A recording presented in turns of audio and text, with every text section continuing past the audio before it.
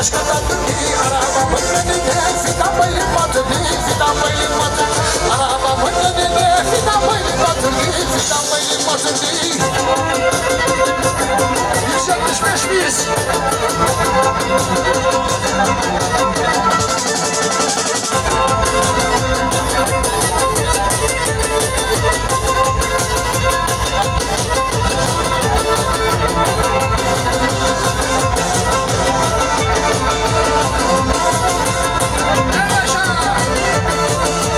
Söyleyen şarkı dinlemedim çalan söylerdi şimdi sahne oldu şimdi sahne oldu.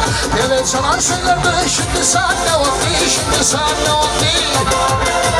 Oh, canlı canlı sahne çekecek ha kızlar. Sallanıyor valla 8.5.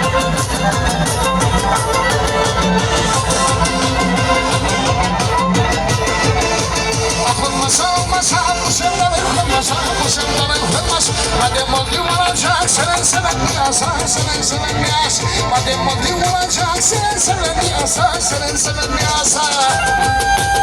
Esvani şimdi kemençeyi dinle bakayım. Kolları yarım yarım istiyorum.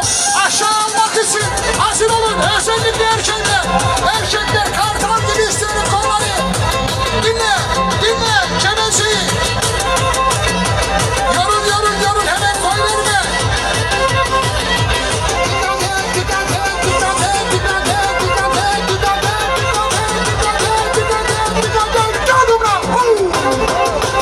İşte bu amaydaş.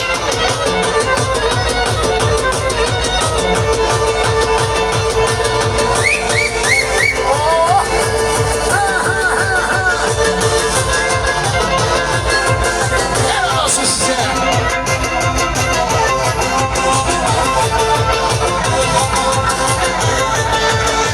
Yerleri hani yukarıda gümüş hani.